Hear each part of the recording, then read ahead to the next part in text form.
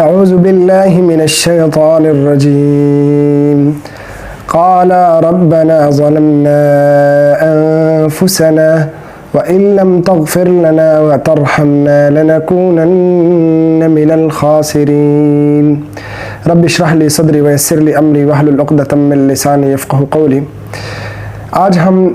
تاریخ کا جو سب سے پہلا دعا ہے اس کے بارے میں پڑھیں گے، جو اللہ تعالیٰ نے سورہ اعراف میں اس کو نقل کیا ہے۔ قال ربنا ظلمنا انفسنا، ان دونوں نے کہا کہ ہمارے رب ہم نے اپنے نفس کے اوپر ظلم کیا ہے۔ وَإِن لَّمْ تَغْفِرْ لَنَا وَتَرْحَمْنَا، اگر ہمیں بخشش، ہمیں مغفرت نہ دی گئی اور ہم پر رحم نہ کیا گیا تو ہم بے شک بہت بڑے خسارے میں ہوں گے۔ یہ موسیٰ علیہ السلام اور آدم علیہ السلام اور ہوا ان کا واقعہ ہے جب ان سے غلطی ہو گئی۔ اس کے لیے تھوڑا بیک گراؤنڈ میں جانا چاہیے، اور وہ یہ ہے کہ جب سے اللہ تعالیٰ نے فرشتوں سے کہا وَإِذْ قَالَ رَبُّكَ لِلْمَلَائِكَةِ إِنِّي جَاعِلٌ فِي الْأَرْضِ خَلِيفَةً، تو ان کا جواب کیا تھا جب اللہ تعالیٰ نے فرشتوں سے کہا کہ میں ایک انسان، ایک خلیفہ بنانے والا ہوں، تو انہوں نے کہا قَالُوا أَتَجْعَلُ فِيهَا مَن يُفْسِدُ فِيهَا وَيَسْفِكُ الدِّمَاءَ، آپ اس طرح کا ایک انسان بنا رہا ہے، ایک مخلوق بنا رہا ہے جو یہاں پر خون بہائے گا اور یہاں پر فساد پھیلائے گا، اور جو چیز آپ کو پسند ہے تو ہم کرتے ہیں۔ وَنَحْنُ نُسَبِّحُ بِحَمْدِكَ وَنُقَدِّسُ لَكَ، ہم آپ کی تسبیح بیان کرتے ہیں، ہم آپ کی پاکی بھی بیان کرتے ہیں، تو ان کا کیا ضرورت ہے؟ یہ انسان کے بنانے سے پہلے اللہ تعالیٰ نے ان کو کہا، ان کو فرمایا کہ میں انسان بنانے والا، ان کا جواب یہ تھا۔ ان فرشتوں میں ابلیس بھی شامل تھا۔ اس طرح نہیں تھا کہ اللہ تعالیٰ نے فوراً ان سے کہا کہ ابھی یہ بندہ ہے،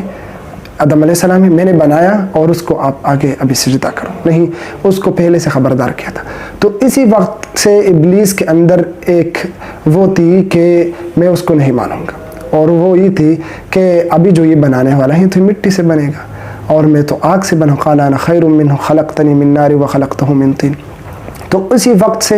اس کے اندر بھی یہ چیز تھی کہ وہ اس کو نہیں مانتے تھے، اور اللہ تعالیٰ جو انسان کو اتنا بڑا اعزاز دینے والا تھا وہ ان سے ہضم نہیں ہو رہا تھا، تو وہ اس وقت سے اس کے لیے پلاننگ کر رہا تھا۔ تو اسی میں جب اللہ تعالیٰ نے انسان کو بنایا، پھر اس کو حکم دیا اور اس نے حکم ماننے سے انکار کر دیا، تو آگے اس شیطان نے جو اسی وقت اس کے ذہن میں یہ تھا کہ میں اس کو ورغلاؤں گا، اس کو بھٹکاؤں گا، اور اللہ تعالیٰ جو اس کو اتنا بڑا اعزاز دے رہا ہے وہ میں کبھی بھی اس کو نہیں ہونے دوں گا، اور اسی لمحے کے اندر انہوں نے کوشش کی کہ یہ انسان کو یہ جو بڑا اعزاز ملنے والا ہے میں اس کو اس سے کیسے محروم کروں۔ تو اللہ تعالیٰ نے آدم علیہ السلام سے فرمایا کہ آپ اس جنت میں آپ رہیں، اور جتنی بھی چیزیں ہیں آپ کے لیے حلال ہیں۔ جنت کتنی بڑی نعمت ہے، کتنی بڑی جگہ ہوگی، ساری ہی چیزیں حلال ہیں۔ آج کی طرح نہیں کہ آج کی شریعت میں بہت زیادہ چیزیں اس طرح شریعت کو تو ان کو تو نہیں دیا تھا، صرف یہ کہا تھا کہ وَلَا تَقْرَبَا هَٰذِهِ الشَّجَرَةَ، اس درخت کو آپ قریب نہ جائیں، اس سے نہ کھائیں، باقی جتنی بھی چیزیں ہیں آپ اس سے کھائیں۔ تو اسی ابھی شیطان کے ٹیکنیک کو دیکھیں کہ اللہ تعالیٰ نے سارے چیزیں ہی حلال کر دی، اور صرف ایک چیز، اور پھر بھی اس میں گھس کے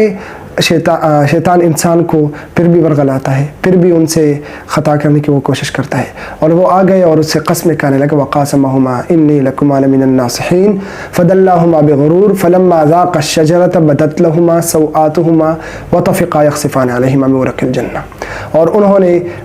اس چیز سے کہا، اور جب انہوں نے کہا تو اس کو پتہ لگ گیا کہ ہم نے بہت بڑی غلطی کی ہے۔ یہاں دو قسم کے کمپیریزن ہیں، ایک ہے شیطان کا، ایک ہے آدم کا۔ جب شیطان سے غلطی ہوا تو انہوں نے بہانے ڈھونڈنے شروع کیے کہ انا خیر من، میں کیسے سجدہ کرتا، یہ تو مجھ سے بہت زیادہ نیچے درجے کا ہے، میں تو بہت زیادہ بہتر ہوں، انا خیر من خلقتنی من نار وخلقتہ من طین۔ جب آدم علیہ السلام سے غلطی ہو گیا تو سب سے پہلے انہوں نے بتایا کہ نہیں، قال ربنا ظلمنا انفسنا، میں نے اپنے اوپر ظلم کی ہے، انہوں نے اپنی غلطی کا اعتراف کیا۔ یہاں پر وہ یہ بھی کہہ سکتا تھا کہ آپ نے پہلے سے ہی سیٹنگ کر لیا تھا کہ میں نے اس دنیا کے اندر جانا ہے، یا شیطان جو میرے پیچھے آ رہا تھا، یا یہ حوا علیہ السلام اس نے مجھے ورغلایا، جو کہ بائبل میں اس طرح کا موجود ہے۔ اصل واقعہ ہی نہیں ہے کہ انہوں نے ورغلایا تھا، اللہ تعالیٰ نے قرآن کے اندر سورہ اعراف میں جو واقعہ اس کا تذکرہ کیا ہے، قالا اس طرح کا دونوں سے یہ غلطی ہوا، پھر دونوں نے یہ معافی مانگی۔ قال ربنا ظلمنا انفسنا، اس میں ایک بہت بڑی بات مضمر ہے، اور وہ یہ ہے کہ سب سے پہلی جو انسان سے جو خطا ہوئی اور اسی کے بعد جو پہلی کام انہوں نے کیا آدم علیہ السلام نے، تو وہ اپنی گناہ، اپنی غلطی کا اعتراف تھا۔ قال ربنا ظلمنا انفسنا، ہم نے اپنے اوپر بہت زیادہ ظلم کی ہے۔ اور اس میں ہمارے لیے ایک پیغام ہے، اور وہ پیغام یہ ہے کہ جب بھی آپ سے کوئی خطا ہو جائے تو جب آپ سے خطا ہو جاتا ہے تو پھر اسی خطا میں آپ جب اعتراف کرتے ہیں تو پھر شرمندگی آتی ہے، تو شیطان اس شرمندگی سے بچاتے ہوئے اللہ تعالیٰ کو چیلنج کرتا ہے، جبکہ انسان اس شرمندگی کو یا اس سے بچنے کے لیے اس غلطی کا اعتراف کرتا ہے اور آگے سے اللہ تعالیٰ سے اپنی بخشش اور مغفرت اور رحمت کی طلبگار ہوتا ہے۔ قال ربنا ظلمنا انفسنا، یہاں پر انفسنا لائے گئے۔ اللہ تعالیٰ نے یہ واضح کر دیا ہے بل الانسان علی نفسہ بصیرہ، یہ انسان اپنے اوپر بہت زیادہ کنٹرول رکھتا ہے، اپنے دل کے ارادوں کو بھی جانتا ہے، اپنے آپ کو بھی جانتا ہے کہ میں کتنے پانے میں ہوں، میرا کتنا مقام ہے، میرا سٹیٹس کتنا ہے۔ اگر باہر کے لوگ آپ کو کتنا ہی کامیاب سمجھے یا کتنا ہی ناکام سمجھے، آپ خود اپنے اندر سوچیں۔ آدم علیہ السلام نے خود کی بات کی، کسی دوسرے کی بات نہیں کی۔ ربنا ظلمنا انفسنا، اگر مجھ سے یہ غلطی خطا ہوئی ہے تو میں نے اللہ کو تو چیلنج نہیں کیا ہے، نہ کسی اور کی میں نے اس کی حق چھینا ہے، بلکہ اپنے اوپر ظلم کیا ہے۔ قال ربنا ظلمنا انفسنا وان لم تغفر لنا وترحمنا، یہاں پر دو چیزیں ہیں۔ تغفر لنا، غفرا اس کا معنی ہے ڈھکنا، کسی چیز کو مخفی کرنا۔ یہ اس لیے استعمال ہوتا ہے کہ جب ہم کوئی گناہ کرتے ہیں اور اللہ تعالیٰ ہمارے اس گناہ کا مغفرت کرتا ہے، تو اس مغفرت کا مطلب یہ ہے کہ اس گناہ کو وہ ڈھکتا ہے، اس گناہ کو وہ کور کر لیتا ہے۔ تو پھر شیطان کیا کرتا ہے؟ شیطان یہ کرتا ہے کہ ابھی وہ گناہ معاف ہوئی ہو یا نہیں ہوئی ہو، وہ گناہ جو آپ نے کی ہے، آپ سے کتنی بڑی غلطیاں ہوئی ہیں، ابھی آپ کس کام کے ہو، ابھی آپ کی حیثیت کیا ہے کہ ابھی آپ آگے جائیں گے۔ نہیں، اللہ تعالیٰ یہ بتا رہے کہ وَإِن لَمْ تَغْفِرْ غَفَرَ، مغفرت جب اللہ تعالیٰ ایک بار جب کسی چیز کو کور کرتا ہے تو وہ کور ہی ہو جاتا ہے۔ اگر آپ نے صدق کے دل سے اپنے لیے مغفرت مانگی ہے تو اللہ تعالیٰ نے آپ کو معاف کیا ہے۔ وَإِن لَمْ تَغْفِرْ لَنَا، تو آدم علیہ السلام نے یہ بتایا وَإِن لَمْ تَغْفِرْ لَنَا، اگر ہمیں مغفرت نہ دی، وَتَرْحَمْنَا، اور ہمارے اوپر رحم نہ کی۔ یہ رحم یہ ماں کی گود کو کہتے ہیں، اور رحمت یہ راہ حامیم اس سے ہے۔ یہ رحمت، رحم، ماں کی گود، اس لیے ان چیزوں کا آپس میں تعلق ہے کہ ماں کی گود انسان کے لیے سب سے بہترین جگہ ہے، وہ اس میں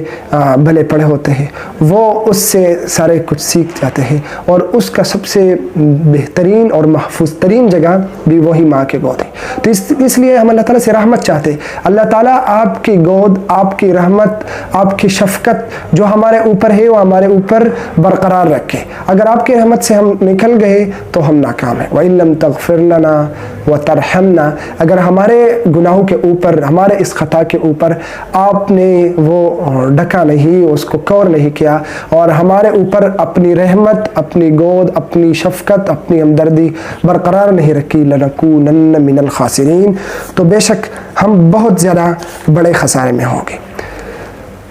یہاں خسارے کا وہ استعمال ہوا ہے۔ انسان دنیا میں کتنی ہی کامیابی حاصل کرے، سوشل میڈیا پر اس کے فین فالوئنگز بڑھ جائے، یا پروموشن دنیا کے اندر اس کو مل جائے، یا وہ سیلیبریٹیز میں شامل ہو جائے، لیکن اپنے آپ کے اندر وہ دیکھے کہ میں اللہ تعالیٰ کا کتنا فرمان بردار ہوں، اللہ تعالیٰ نے میرے مغفرت اور میرے اوپر رحم کی ہے یا نہیں کی ہے، میرا ابھی سٹیٹس کیا ہے، تو وہ ان چیزوں پر اپنے آپ کو پرکھے، ان چیزوں پر اپنے آپ کو ایگزامائن کر لے، تب جا کے وہ اپنے آپ کو کامیاب یا ناکام وہ سمجھ سکتے ہیں۔ یہاں پر ایک اور بات بھی ہے، اللہ تعالیٰ نے آدم علیہ السلام کو یہ دعا اللہ تعالیٰ نے دی تھی، فَتَلَقَّى آدَمُ مِن رَبِّهِ كَلِمَاتٍ فَتَابَ عَلَيْهِ، جب ان سے وہ خطا ہوئی تو اللہ تعالیٰ نے ان کو یہ زبردست الفاظ دیے. اللہ تعالیٰ نے اس کا تذکرہ کیا ہے پہلے پارے میں, اور ان کو جب یہ الفاظ دیے گئے اور انہوں نے جب اس الفاظ کا ورد کیا اور ان دعا کا ورد کیا اور بہت زیادہ خفا تھا, تو اللہ تعالیٰ نے فتاب علیہ اس کا توبہ قبول کیا. اللہ تعالیٰ سے دعا ہے کہ اللہ تعالیٰ ہمیں صحیح توبہ کرنے کی توفیق عطا فرمائے. اللہ تعالیٰ ہمیں اس دنیا کے اندر اپنی مغفرت اور رحمت ہمارے اوپر نواز دے. وآخر دعوانا الحمدللہ رب العالمین.